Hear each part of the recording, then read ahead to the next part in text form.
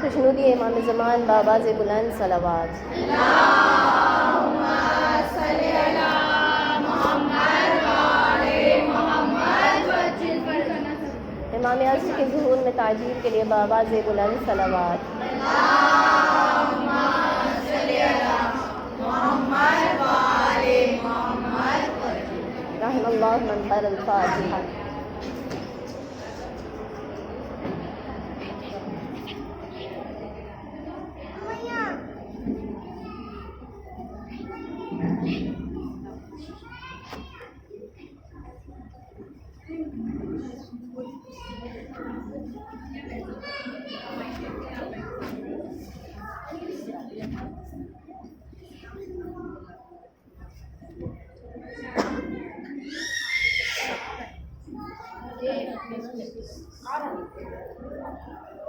لا حول ولا قوة إلا بالله العلي العظيم۔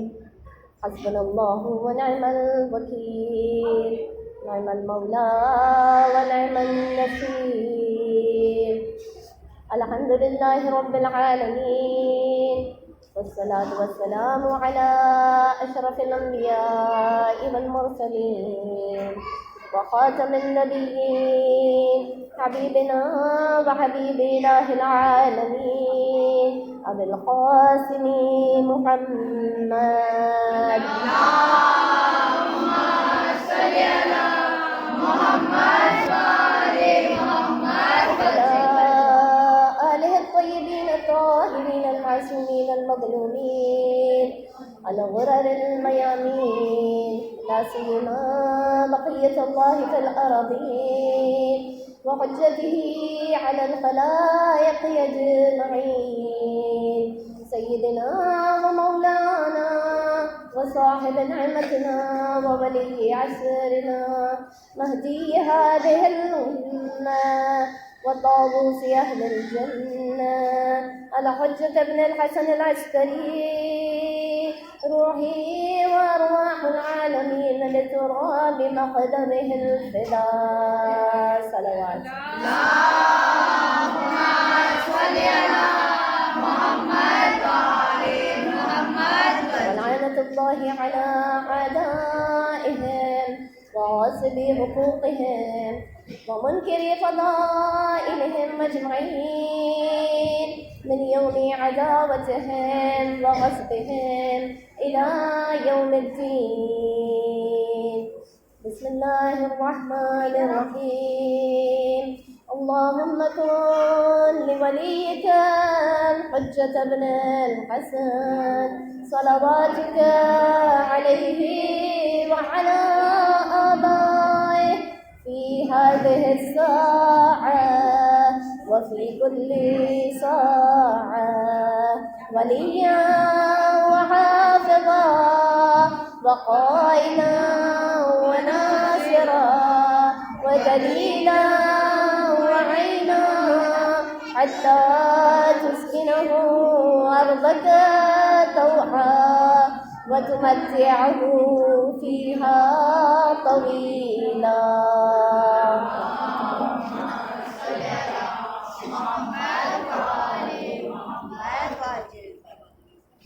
صلى الله عليك يا أبا عبد الله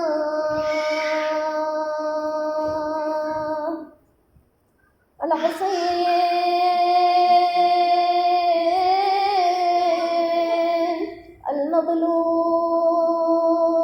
المظلوم العطشان غريب كربلاء،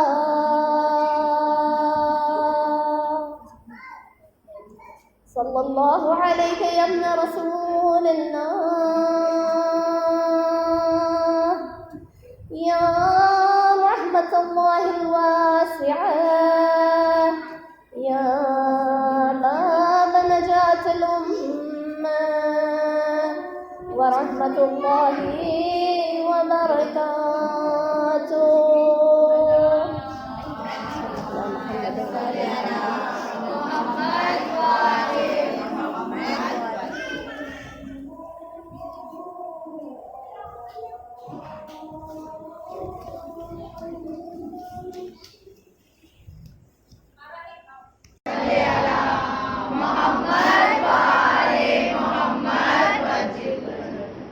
أما بعد فقد قال الله تبارك وتعالى في كتابه المبين وقرآنه المجيد وقوله الحق بسم الله الرحمن الرحيم وإذ تأذن ربكم لئن شكرتم لأزيدنكم ولئن كفرتم إن عذابي لشديد صلوات نائب فرمائیں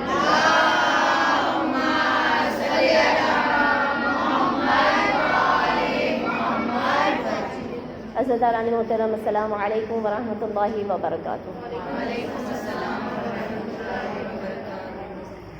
تمام تعریفیں اس خلاق عالم کی، اس معبود واحد و یکتا کی کہ جس نے اس تمام کائنات کو خلق فرمایا اور پھر انسانوں کو اس میں خلق فرمانے کے بعد اس تمام کائنات کو، تمام مخلوقات کو انسان کے سامنے مسخر کر دیا، ان کو سبجیکیٹ کر دیا انسان کے سامنے، اور پھر انسانوں کے درمیان سے خداوند عالم نے کچھ ایسی ہستیوں کو منتخب فرمایا جس سے انہیں اہل بیت اطہار کی شکل میں ہمارے درمیان نوازا اور انہیں اتارا۔ یہ وہ ہستیاں ہیں، یہ وہ بابرکت ہستیاں ہیں، وہ شخصیتیں ہیں کہ یہ جو ہے جیسے جیسے عمل کرتے چلے جاتے ہیں خداوند عالم آسمان سے ان کے لیے آیت نازل کرتا چلا جاتا ہے۔ وہ مالک ہے، وہ خدا ہے جو کن کہتا ہے فیکون ہو جاتا ہے، جو ہماری شہرگی گردن سے زیادہ ہم سے قریب ہے۔ اس خداوند عالم نے ہمیں ایک بہت ہی بے بہا، بے قیمتی نعمت جو عطا فرمائی وہ عزاداری سید الشہداء ہے۔ ایام غم اختتام پر پہنچ چکے ہیں۔ عزاداران محترم، کتنی تیز رفتار سے یہ 2 مہینہ 8 دن ہمارے درمیان سے جدا ہو گئے۔ آج بس 2 روز ہمارے پاس باقی رہ گئے ہیں یہ ایام اعظم منانے کے لیے۔ اگر ہم ایک نظر ثانی کریں تو ایسا لگتا ہے، ایسا محسوس ہوتا ہے ابھی تو کل کے روز ہم نے عاشور کو منایا تھا، اور عاشور کے بعد اتنے دن اتنی جلدی اتنی تیز رفتار سے ہمارے درمیان سے گزر گئے۔ لیکن ہم وہ قوم ہیں جس کو خود شہزادی کونین نے طلب کیا تھا۔ ہم وہ قوم ہیں کہ جس کے لیے رسول خدا نے فرمایا تھا کہ اللہ ایک ایسے قوم کو خلق فرمائے گا جو تمہارے بیٹے پر، تمہارے فرزند پر آنسو بہائے گی۔ عزاداران محترم، جن کا تعلق رسول سے ہے وہ یقیناً ان اہل بیت اطہار کا غم مناتے ہیں، ورنہ غم منانے کے خلاف کھڑی ہونے والی بہت ساری طاقتیں ہیں کہ آنسو نہ بہاؤ، ماتم نہ کرو، کئی طاقتیں ایسی ہیں جو کہ کھڑی ہو جاتی ہیں، لیکن یہ عزاداری کی طاقت ہے جس کی بدولت آج ہم جو ہے اس زمین پر اسی طرح سے موجود ہیں جیسے شہزادی کونین نے ہمارے لیے دعا کی تھی۔ ان کے دعا کی تاثیر ہے کہ اس طرح سے اثر پذیر ہوئی وہ دعا کہ آپ روزانہ کے حالات کو سن رہی ہیں۔ سیاسی حالات دیکھیں کس طرح کے حالات ہیں، ہمارے پڑوسی ملک میں کس طرح کے حالات ہیں جہاں پر روزانہ شیعوں کو نشانہ بنایا جا رہا ہے، لیکن اس کے باوجود جو ہے شیعوں کی تعداد بڑھتی چلی جا رہی ہے، ہر کونے سے لبیک یا حسین کی صدائیں آ رہی ہیں۔ عزاداران محترم، ہمارے لیے غم ہمیشہ فوقیت رکھتا ہے۔ 7 صفر جو گزری تھی 1 مہینہ قبل، کون سی تاریخ تھی؟ خوشی کی تاریخ تھی۔ ولادت ہے 7ویں جانشین رسول کاظم آل محمد امام موسیٰ کاظم علیہ السلام۔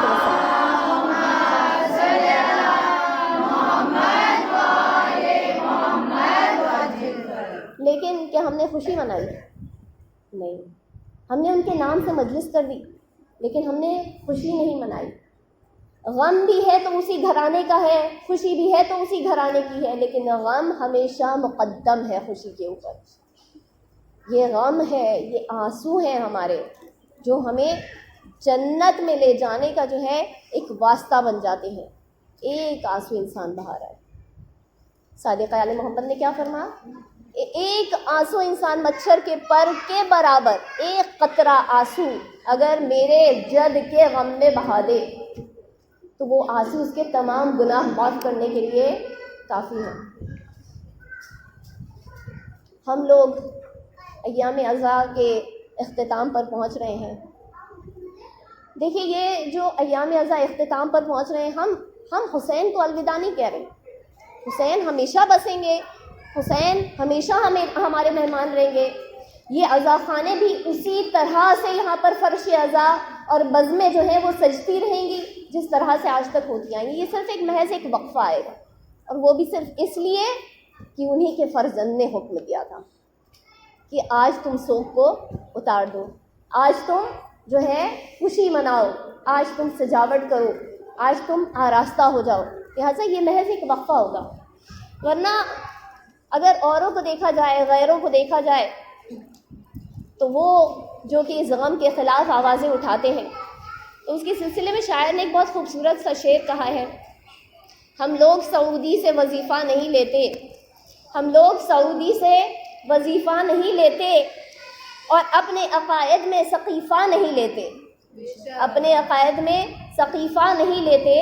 عاشور کے دن رہتے ہیں محتاط اس قدر، اولاد بھی مر جائے تو پرسہ نہیں لیتے. السلام. بے شمار لعنت. زندہ باد، زندہ باد. لبیک یا حسین، لبیک یا حسین، لبیک یا حسین، لبیک یا حسین. نعرہ حیدری، یا حیدری، یا علی. آواز بلند سلوات. اللہم صلی علی محمد و علی محمد. علی والا ہوتا کون ہے؟ جو کسی بھی انجان کو اگر علی والا ہوتا ہے اسے بہت آسانی سے پہچان جاتا ہے. کیوں؟ کیونکہ مولا نے خود فرمایا تھا کہ ہمارے شیعوں کے چہرے پر ہمارے ولایت کے نور کا ایک لباس انہیں پہنا دیا گیا ہے جس سے انہیں اپنے اور غیروں کی پہچان ہو جاتی ہے. اس کے لیے کسی کو انگوٹھی پہننے کی ضرورت نہیں ہے. کسی نے فیروزے کی انگوٹھی پہنی ہے، کسی نے جو ہے عقیق کی انگوٹھی پہنی ہوئی ہے. ضرورت نہیں ہے انگوٹھی پہننے کی، ضرورت نہیں ہے اپنے ماتھے پر لکھنے کی کہ ہم مومن ہیں، ہم علی کے شیعہ ہیں. علی والا ہوتا ہی وہ ہے کہ اگر سڑک پر بھی چل رہا ہو، انجان ہو، اگر شیعہ ہوگا علی کا تو پہچان جائے گا. اور اگر جو ہے قرآن کی تلاوت بھی بہترین انداز میں کر رہا ہو لیکن غیر ہو تو اس کی پہچان بھی جو ہے علی والے کو ہو جاتی ہے کہ یہ ہمارا نہیں ہے، یہ غیر ہے. میں نے جس آیت کو سرنامہ کلام بنایا ہے اس میں خداوند عالم کیا فرما رہا ہے؟ سورہ ابراہیم کی آیہ مبارکہ نمبر 7 ہے، جس میں خداوند عالم فرما رہا ہے وَإِذْ رَبُّكُمْ لَئِن شَكَرْتُمْ لَأَزِيدَنَّكُمْ وَلَئِن كَفَرْتُمْ إِنَّ عَذَابِي لَشَدِيدٌ. اگر تم شکر کرو گے تو میں مزید اضافہ فرما دوں گا. اب یہ نہیں کہا کہ کس چیز میں اضافہ فرماؤں گا. دیکھیے عزیزان محترم، اللہ کا ایک ایک لفظ جو ہوتا ہے، اللہ جو ایک ایک لفظ قرآن کے اندر استعمال کر رہا ہے، اس کے پیچھے بہت بڑی بڑی حکمتیں چھپی ہوتی ہیں، بہت بڑی بڑی مصلحتیں ہوتی ہیں. خداوند عالم ہمیں بتا نہیں رہا ہے کہ کس چیز میں اضافہ فرماؤں گا، میں بس مزید اضافہ کر دوں گا اگر تم میرا شکر کرو گے. جس نے اللہ کی نعمتوں کا شکر کیا اللہ نے اس کی نعمتوں میں اضافہ کر دیا. جس نے اللہ کی نعمت سے کفران نعمت کی، نہیں شکر کیا، اس کے اوپر الزام ٹھہرایا، تو پھر خداوند اعظم کیا فرما رہا ہے؟ میرا عذاب شدید ہے. اللہ تعالیٰ اپنی نعمت کو روک دیتا ہے. اللہ تعالیٰ کی سب سے عظیم نعمت کیا ہے؟ عظیم ترین نعمت جو خداوند عالم نے ہمیں عطا فرمائی، جس سے ہمیں سرفراز فرمایا، وہ آمنہ کا لال، عبداللہ کا چاند، فخر موجودات، سردار انبیاء اور مرسلین، تاجدار حرم، ابن سید البطحاء محمد مصطفیٰ صلی اللہ علیہ وسلم.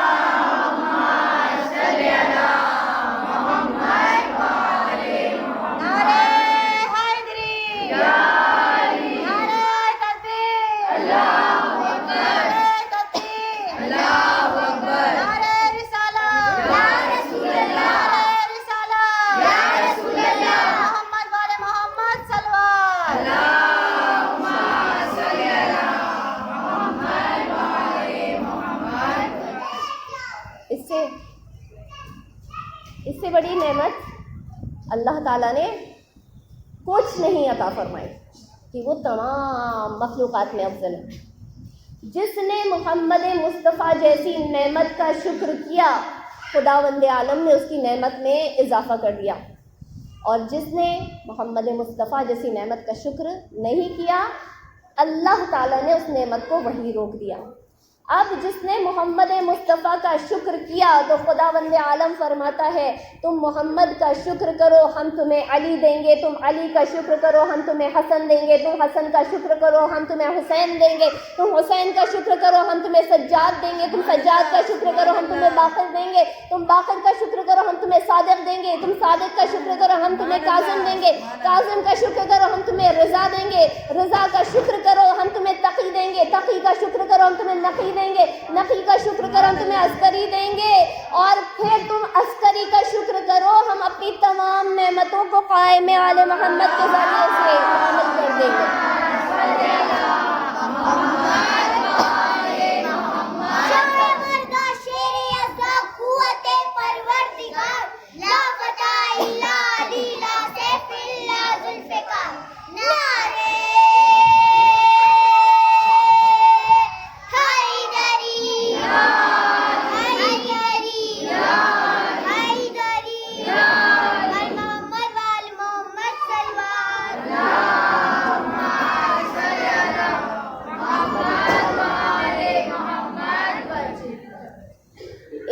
کہکشاں ہے محمدوں کی، ایک صراط مستقیم ہے علیوں کی، تو اپنے ایک جام پہ نازا ہے ساقیہ، تو اپنے ایک جام پہ نازا ہے ساقیہ، 14 پلانے والے ہوں تو پرواہ تیری کیا، یعنی وہ ایک محمد پر نازا ہوتے ہیں، اللہ نے ہمیں 14 سے نوازا ہے۔ علی، علیوں کی ایک پوری ایک لڑی بنی ہوئی ہے، سب کے سب بلند، سب کے سب علی ہیں، اور اس میں سے اول علی کون ہے؟ خود اللہ علی ہے، کیونکہ اللہ اپنے لیے جو ہے جتنے نام ہیں اللہ کے اس میں ایک علی نام بھی ہے اللہ کا، وَهُوَ الْعَلِيُّ الْعَظِيمُ، وہ علی ہے اور وہ عظیم ہے۔ لیکن مفتی نے وائز میں علی کے بغض میں اس طرح سے نفرت کو اپنے اندر پنپنے دیا کہ آخر کار وہ قرآن سے بھی تحریف کر گیا، اتنا بغض دل کے اندر۔ جب ہم قرآن ختم کرتے ہیں تو کیا پڑھتے ہیں؟ صدق اللہ العلی العظیم، اور مفتی نے علی کے بغض میں جو ہے قرآن سے بھی تحریف کر دی، کیا پڑھا اس نے؟ صدق اللہ العظیم۔ کبھی غور سے سنیے گا، کبھی علی کا استعمال نہیں کرتے اس کے اندر، یعنی اتنا بغض کہ قرآن سے تحریف کر گیا یہ شخص۔ حضرت عالم محترم دونوں فرقوں کے علماء نے یہ لکھا کہ جنت میں ایک در ہے جو کہ سونے کا بنا ہوا ہے، اور اس کے اوپر یاقوت کی ایک کنڈی ہے، جب بھی وہ یاقوت کی کنڈی ہوا جو ہے اسے ہلاتی ہے اور وہ یاقوت کی کنڈی اس سونے کے در پر لگتی ہے تو وہاں سے یا علی کی آواز آتی ہے، یا علی کی آواز آتی۔ شیعوں کو پہچانا کیسے جاتا ہے؟ کہیں پر جو ہے نعرہ حیدری لگ رہا ہو، پہچان لیا جاتا ہے کہ یہاں پر شیعوں کی آبادی ہے، یہاں پر شیعوں کی بزم سجی ہوئی ہے۔ کسی گھر پر جا کر دیکھ لیا یا علی لکھا ہوا ہے، سمجھ گیا کہ شیعوں کی جو ہے شیعوں کا گھر ہے۔ روز قیامت ان لوگوں کا یہی حال ہوگا، جیسے ہی جنت کے قریب جائیں گے ایک مرتبہ وہ یاقوت کی کنڈی جو ہے سونے کے در پر لگے گی، یا علی کی آواز آئے گی، مفتی یہ کہتا ہوا نفرت میں وہاں سے چلا جائے گا کہ ارے اس جنت کو چھوڑ دو، یہ تو شیعوں کا گھر ہے۔ ایک صلوات پڑھ دیں محمد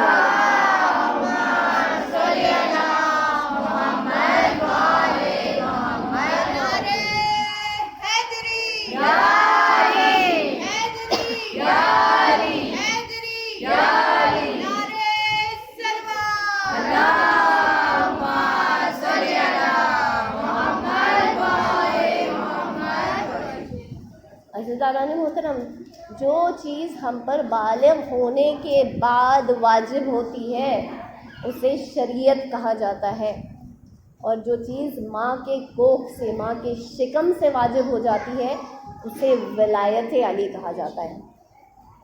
ایک لمحے کے لیے بھی ایکسکیوز نہیں کیا جائے گا کہ تم نے ولایت کا دامن کیوں چھوڑا تھا، تم کیوں اس سے منحرف ہو گئے تھے، ایک لمحے کے لیے بھی اس کا عذر قبول نہیں کیا جائے گا۔ رسول اللہ نے بھی بارہا جو ہے اہل بیت اطہار کو سامنے کر کے لوگوں کو بتایا کہ دیکھو یہی وہ ہیں جن کے سلسلے میں خداوند عالم اجر رسالت چاہتا ہے. اور یہ بھی فرمایا رسول اللہ نے کہ جب بھی تم صلوات بھیجو مجھ پر تو کبھی جو ہے آدھی ادھوری ٹوٹی ہوئی صلوات مت بھیجنا. لا تصلوا علیہ صلاۃ البترا، کہ مجھ پر ٹوٹی ہوئی صلوات بغیر پوچھ کی صلوات مت بھیجنا. رسول اللہ سے سوال کیا گیا یا رسول اللہ یہ ٹوٹی ہوئی صلوات سے کیا مراد ہے؟ تو آج ہر جگہ آپ کو نظر آئیں گے صلو علیہ وسلم. رسول اللہ نے فرمایا اس طرح نہیں، جب مجھ پر صلوات بھیجو تو میری آل پر بھی صلوات بھیجو. صلی اللہ علیہ وآلہ وسلم.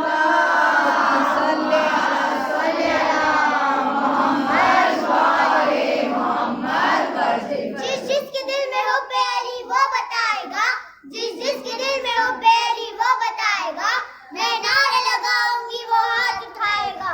نعرے حیدری حیدری حیدری، آواز بلند سلوات.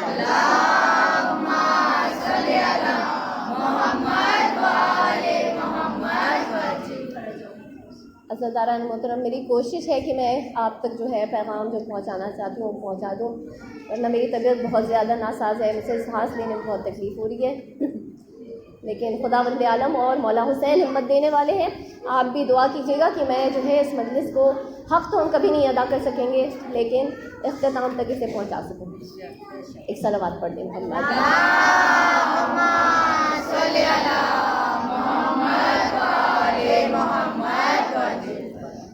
تو رسول اللہ نے فرمایا کہ جیسے اللہ ہم پر صلوات بھیجتا ہے، اللہ تعالیٰ سورہ احزاب میں اللہ بھیج رہا ہے، ملائکہ بھیج رہے ہیں، تو تم کون ہوتے ہو کہ اپنے اختیار سے صرف مجھ پر بھیجو اور میری آل کو چھوڑ دو؟ محمد کی نبوت، علی کی امامت، فاطمہ کی عصمت، حسن کی شجاعت، حسین کی شہادت، آیت بعد میں آیت بن کر نازل ہوئی ہے، یہ علی کا قول پہلے ہے، کیونکہ قرآن نازل نہیں ہوا تھا. لیکن علی رسول کی گود میں آنے کے بعد رسول اللہ سے سوال کر رہے تھے یا رسول اللہ بتائیے تورات پڑھ کے سناؤ، انجیل پڑھ کے سناؤ، زبور پڑھ کے سناؤ یا قرآن پڑھ کے سنا دوں؟ آیت تو بعد میں بنی ہے لیکن یہ علی کا قول پہلے ہے. عزیزان محترم، رسول اللہ مدینے میں موجود ہیں اور اس وقت امام حسن اور امام حسین بہت چھوٹے ہیں، اور اس بچپنے کے عالم میں ایک مرتبہ رسول اللہ کے قریب آتے ہیں اور پھر ان کے پشت پر چڑھ کر بیٹھ جاتے ہیں. صحابی یہ منظر دیکھ رہا ہے. صحابی کہتا ہے کہ یا رسول اللہ کتنی بہترین سواری ہے. یعنی صحابی نے کیا کیا؟ رسول اللہ کی تعریف میں کچھ کہا، کتنی بہترین سواری ہے، رسول اللہ کے لیے فرما رہے ہیں. وہ کیا کر رہا ہے صحابی؟ نعت پڑھ رہا ہے نا، اسی کو کہتے ہیں رسول اللہ کی تعریفیں کرنا، رسول اللہ کے سلسلے میں قصیدہ پڑھنا، اس کو کہتے ہیں نعت. تو صحابی رسول کی نعت پڑھ رہا ہے. اچھا، باقی لیڈر معصومین کے لیے جو پڑھا جاتا ہے اسے کہتے ہیں منقبت، ان کے لیے نعت نہیں کہا جاتا. رسول اللہ کی نعت پڑھ رہا ہے. رسول اللہ نے ایک مرتبہ پلٹ کر کیا جواب دیا کہ یہ نہ دیکھو کہ کتنی بہترین سواری ہے بلکہ دیکھو کہ کتنے بہترین سوار ہیں. یعنی رسول اللہ کیا کر رہے ہیں؟ منقبت پڑھ رہے ہیں. صحابی نعت پڑھ رہا ہے، رسول اللہ منقبت پڑھ رہے ہیں. اچھا، ہمیں نعت پڑھنے سے یا نعت پڑھنے والوں سے کوئی بغض ہے بھی نہیں، کوئی نفرت نہیں ہے، نہ اتفاقی نہیں ہے ان سے. لیکن جیسی نعتیں ہمارے یہاں ہوتی ہیں ان کے پاس ہوتی بھی نہیں. جس طرح کی نعتیں ہمارے یہاں پڑھی جاتی ہیں رسول کے تعریف میں، ویسی نعتیں ان کے یہاں ہوتی بھی نہیں. ان کے یہاں جو نعت بہت مشہور ہے وہ یہ کہ رسول کے وہاں پر جو ہے ان کے یہاں جو جس نعت کو زیادہ پڑھا جاتا ہے وہ یہ کہ وہ کہتے ہیں شاہ مدینہ یثرب کے والی، شاہ مدینہ یثرب کے والی، سارے نبی تیرے در کے سوالی. یعنی کیا بتانا چاہ رہے ہیں کہ یا رسول اللہ سارے نبی تیرے در کے سوالی. حضرت آدم آپ کے در کے سوالی، حضرت نوح آپ کے در کے سوالی، حضرت ابراہیم آپ کے در کے سوالی، حضرت موسیٰ، حضرت عیسیٰ، حضرت داؤد، حضرت سلیمان، جو نبی یہ سب آپ کے در کے سوالی۔ ارے ان نادانوں نے کبھی یہ تو غور کیا ہوتا کہ رسول اللہ کا در کیا ہے، کہ رسول اللہ کھڑے ہو کر ایک مرتبہ فرما رہے ہیں کہ انا مدینۃ العلم وعلی بابھا، کہ میں علم کا شہر ہوں اور یہ علی جو ہے اس کے دروازے ہیں۔ لہٰذا جب تم داخل ہونا چاہتے ہو اس شہر میں تو پھر اس در سے داخل ہو جاؤ۔ صلوات۔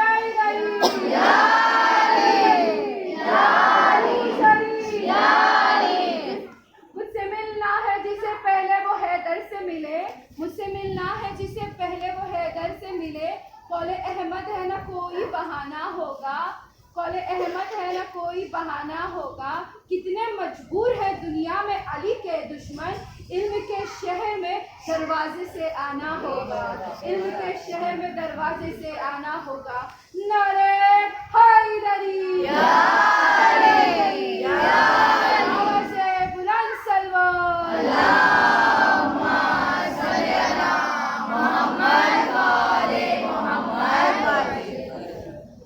عزیزان محترم، جو کچھ بھی ہم کرتے ہیں اس دنیا میں ہمیں چاہیے کہ اللہ کا شکر ادا کریں، اور اللہ نے جو عظیم ترین نعمت ہم پر نازل فرمائی ہے یعنی رسول اللہ اور ان کے اہل بیت اطہار، کیونکہ اس نعمت کا شکر کرنا ہی اجر رسالت ادا کرنا ہے۔ جب رضا آل محمد امام رضا علیہ الصلوۃ والسلام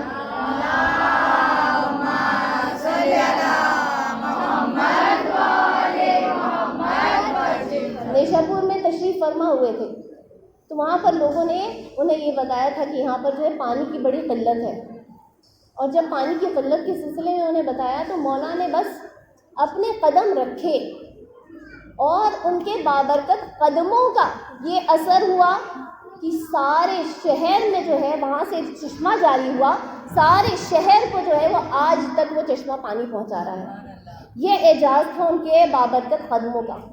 اسماعیل کو ایڑیاں رگڑنی پڑی تھی تب جا کر جو ہے زمزم کا چشمہ وارد ہوا تھا، لیکن یہاں پر صرف جانشین رسول کا ایک مرتبہ اپنے قدم ہائے مبارک کو رکھنا تھا کہ وہاں سے چشمہ جاری ہو گیا۔ یہ اہل بیت اطہار ایسے اعجاز کے حامل۔ ایک شخص خراسان آیا، خراسان مولا کی خدمت میں آنے کے بعد وہ چاہتا تھا مولا سے کلام کرنا، کچھ سوال تھا اس کا، تو اس نے سوچا یہ تو عربی ہے، لہٰذا اس نے جو ہے ٹوٹی پھوٹی سی عربی امام کے سامنے بولنا شروع کر دی۔ اچھا، جیسے ہی اس کا جو سوال ہے وہ ختم ہوا، مولا نے فوراً اس کو جواب دیا۔ اب جب جواب دیا تو فصیح و بلیغ فارسی زبان میں جو ہے اس سے کلام کرتے ہوئے جواب دیتے ہوئے نظر آئے۔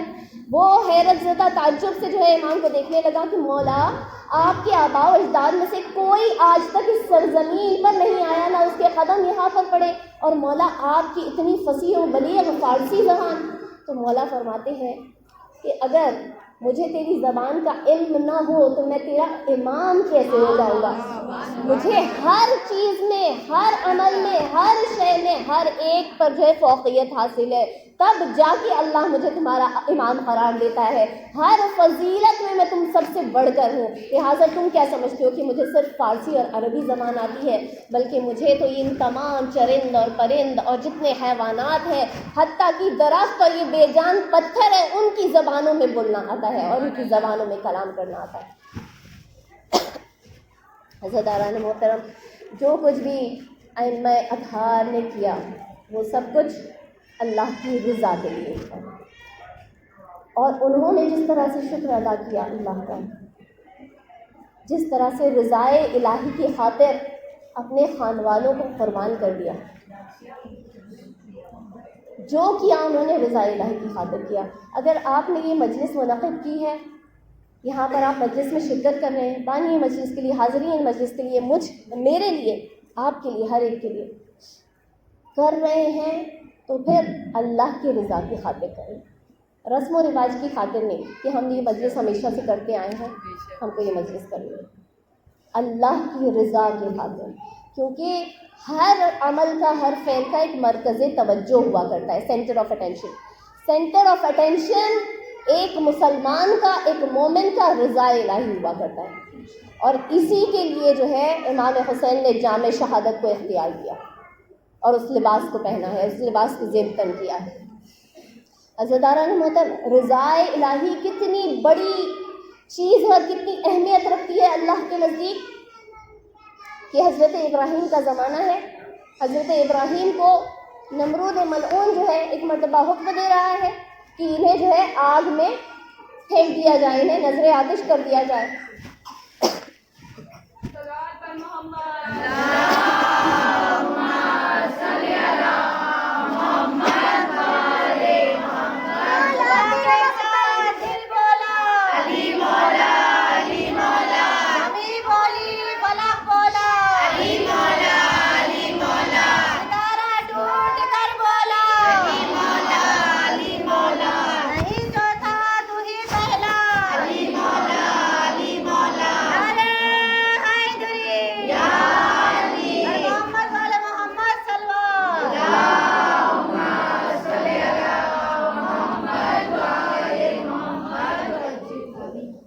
یہاں سے حضرت ابراہیم چلے اور وہاں سے ایک شہد کی مکھی جو اس سارے منظر کو دیکھ رہی تھی، ایک مرتبہ اس نے کیا کیا، تھوڑا سا پانی، ایک قطرہ پانی اپنے منہ میں لیا اور پھر وہ حضرت ابراہیم کو جس آگ میں پھینکا جا رہا تھا اس آگ کو بجھانے کی خاطر ایک قطرہ پانی منہ میں لے کر چلی۔ مجھے بتائیے یہ ایک قطرہ پانی بجھا دے گا آگ کو؟ نہیں بجھا سکتا ہے، لیکن یہ ہماری عقلوں کی حد ہے جو ہم سے یہ کہلواتی ہے کہ یہ ایک قطرہ پانی اس آگ کو جو آسمانوں سے باتیں کر رہی ہے، جس کے شعلے آسمان تک جا رہے ہیں، جس کے ارد گرد جو ہے کوئی پرندہ بھی نہیں پھٹک رہا ہے، اور اس کے لیے جو ہے اگر آپ آج جائیں نجف سے کربلا جو واک ہوتی ہے اس میں نجف سے آپ چلتے ہیں 7 کلومیٹر کی دوری پر بائیں ہاتھ کی جانب ایک سیاہ رنگ پہاڑ نظر آئے گا۔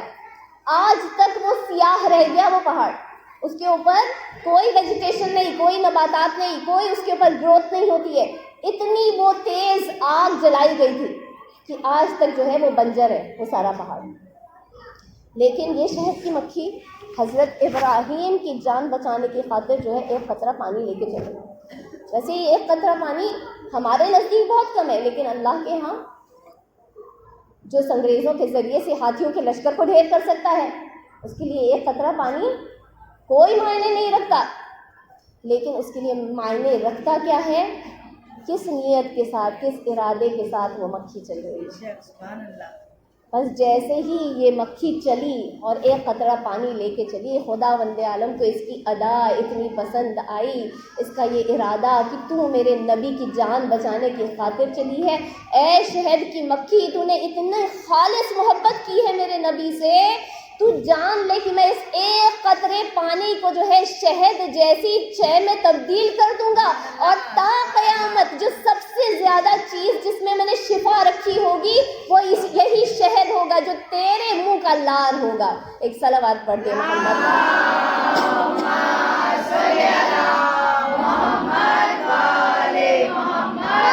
تیرا مقتل میری آنکھوں میں بسا ہے،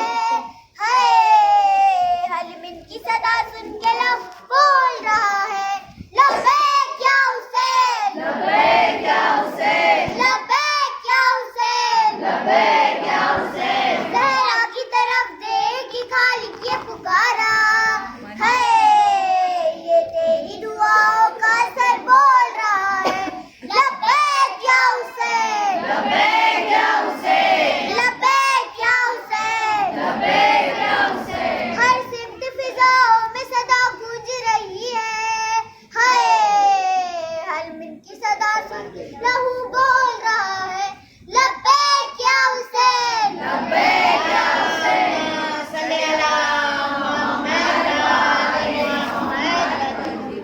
خدا سلامت رکھے ان بچوں کو، نعرہ لگوانے والوں کو، نعرہ لگانے والوں کو، اور خدا ان کا مقدر جو ہے وہ بلند فرمائے، ان کا نصیب بلند اور روشن کرے، اور یہ ہمیشہ جو ہے اپنے وقت کے امام کی راہ میں اسی طرح سے ان کا جذبہ قائم و دائر رہے، کنیزی کا جذبہ قائم رہے۔ خدا وند عالم ہم سب کو جو ہے منتظرین امام زمان میں، ان کے خدمت گزاروں میں، ان کے چاہنے والوں میں، ان کے شیعوں میں جگہ عطا فرمائے۔ بچی تھوڑا سا برا مان گئی ہے. جی جی نہیں انشاءاللہ اور موقع ملیں گے, اللہ تعالیٰ اور موقع فراہم کرے, اور خداوند عالم اسی طرح سے جذبہ جو ہے ان کے دل میں ہمیشہ روشن رکھے. جی تو عزیزان محترم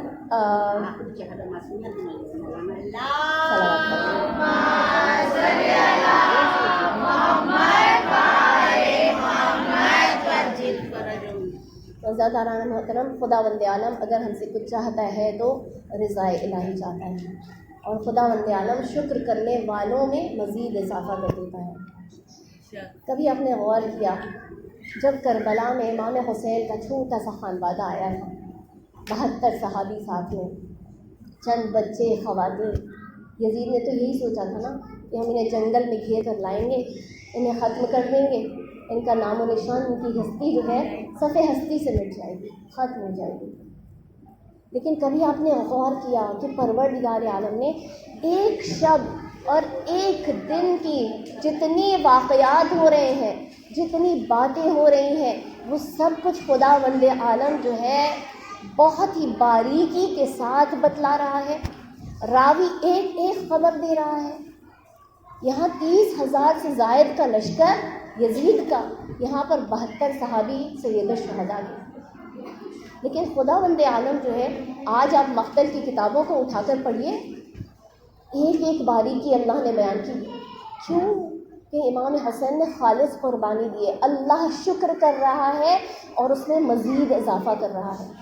ایک ایک باریکی. مولا حسین جناب زینب کے خیمے میں جا رہے ہیں تو کیا گفتگو ہو رہی ہے بھائی اور بہن کے اندر, وہ بھی راوی نے درج کیا.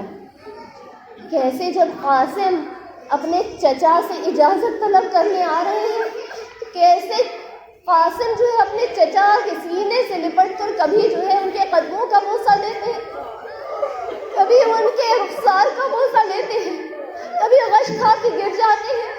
تاریخ نے یہ بھی درج کیا.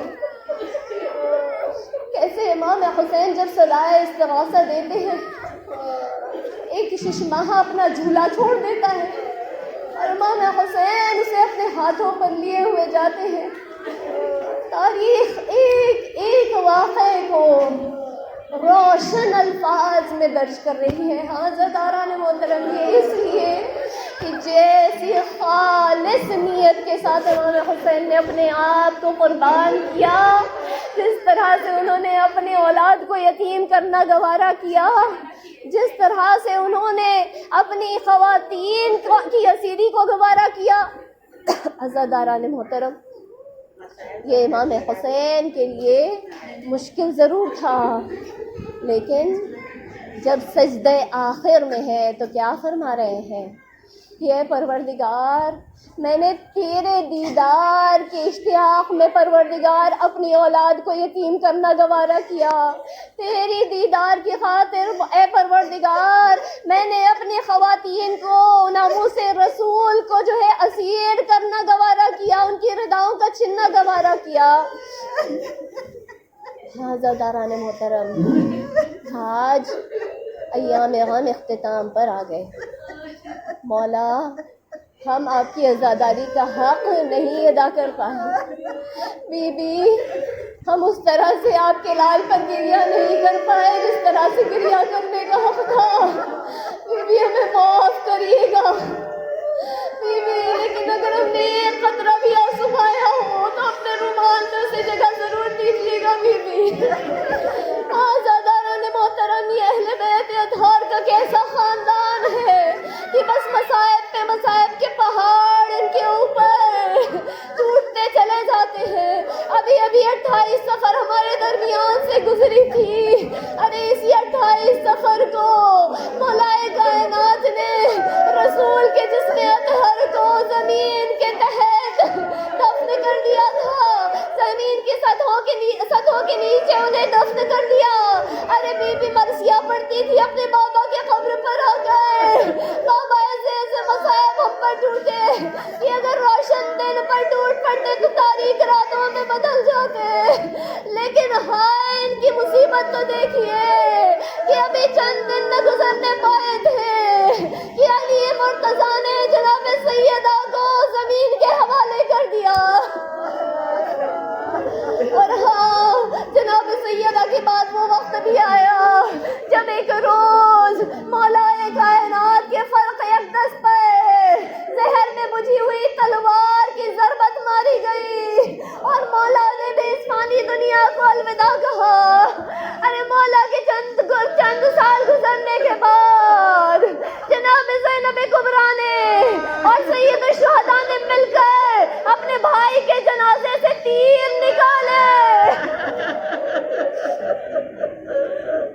اور پھر وہ وقت بھی آیا جب اہل قصہ کا آخری فرد، ارے جس پر سب کو ناز ہوا کرتا تھا، جس پر ملائکہ رش کیا کرتے تھے، ایک مرتبہ شمر کا کند خنجر اس کی گردن پر چلا، ارے فضا میں آواز گونجی قد قتل الحسین بکربلا، اب حسین بھی مارے جا چکے تھے، ارے قریب ہے کہ ایک روز بعد ہمارے 11ویں آقا اور مولا کی شہادت بھی واقع ہو گئی۔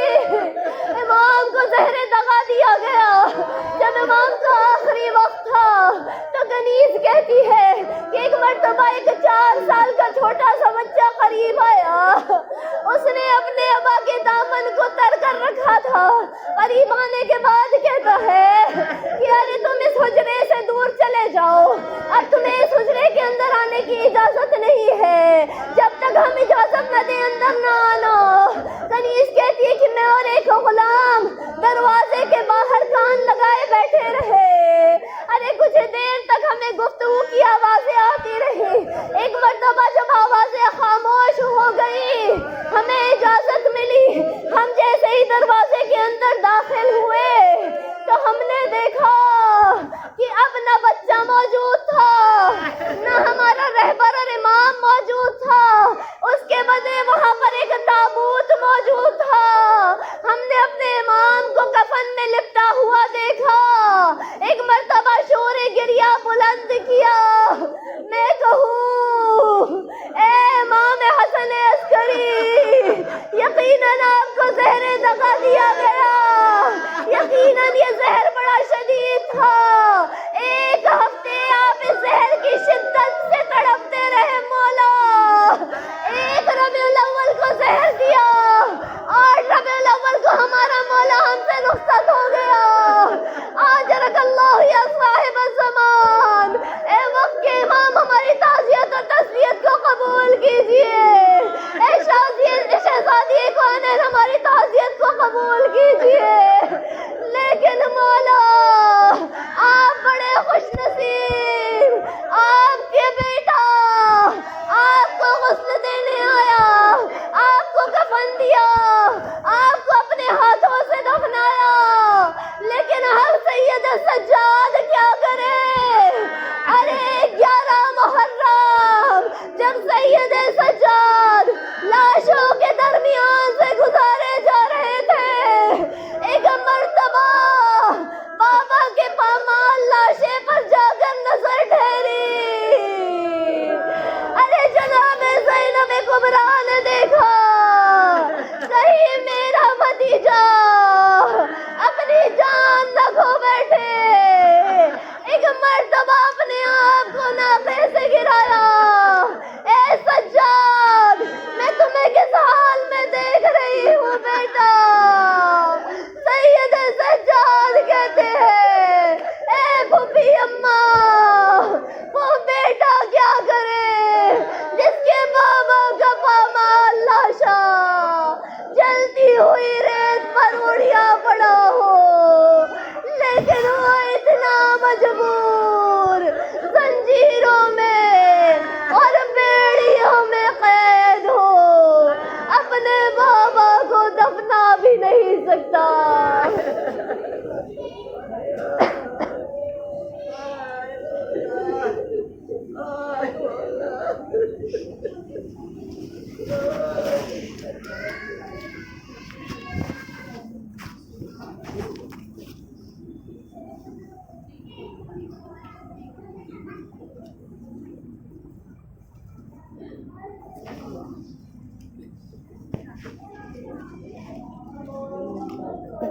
اِنَّا لِلَّهِ وَإِنَّا إِلَيْهِ راجعون۔ سيعلم الذين ظلموا أي منقلب ينقلبون۔ ہمارے الہ، تجھے تیرے پاک اور قدوس ناموں کا واسطہ، تیرے اسم اعظم کا واسطہ، تیرے خاص نام اللہ کا واسطہ۔ پروردگار، تجھے تیرے حبیب اور ان کے اہل بیت اطہار کا، خصوصاً شہزادی کونین کے اجڑے ہوئے چمن کا واسطہ۔ پروردگار، اپنی آخری حجت کے ظہور میں تعجیل فرما، تاکہ ان کے ذریعے سے تمام مظلومین کا، خصوصاً ان کے جد اور جدہ کے ناحق بہائے ہوئے خون کا انتقام لینا نصیب ہو۔ بار الہ اس غیبت کے دور میں تمام ہم و غم و آلام کو وقت کے ایمان سے برطرف فرما۔ اس غیبت کے دور میں ہم سب کو ایمان پر ثابت قدم رہنے کی توفیق عطا فرما۔ پروردگار ہم سے جو بھی گناہ سرزد ہو گئے ہیں، ان اشکی عزا، ان ایام عزا کے طفیل میں پروردگار ہم سب کی مغفرت فرما۔ ہم نے جو ٹوٹی پھوٹی خدمات پروردگار، جو چھوٹے موٹے فعل انجام دیے ہیں، تیری خوشنودی کی خاطر کیے ہیں پروردگار، تیری بارگاہ میں پیش کیے ہیں، ان تمام خدمات کو، اس مجلس عزا کو، تمام مجالس عزا کو اپنی بارگاہ میں شرف قبولیت عنایت فرما۔ پروردگار ہم سب کو اس دنیا میں، آخرت میں نمایاں کامیابی اور کامرانی عطا فرما۔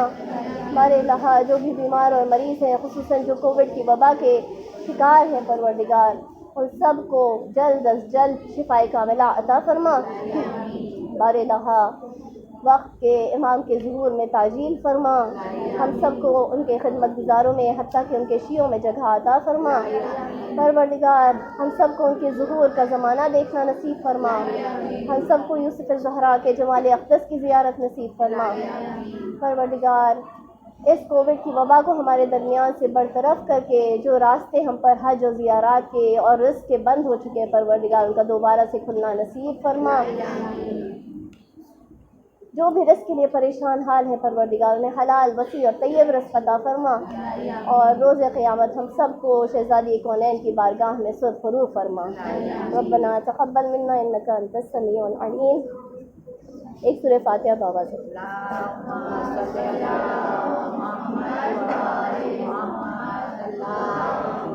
صلی اللہ علیہ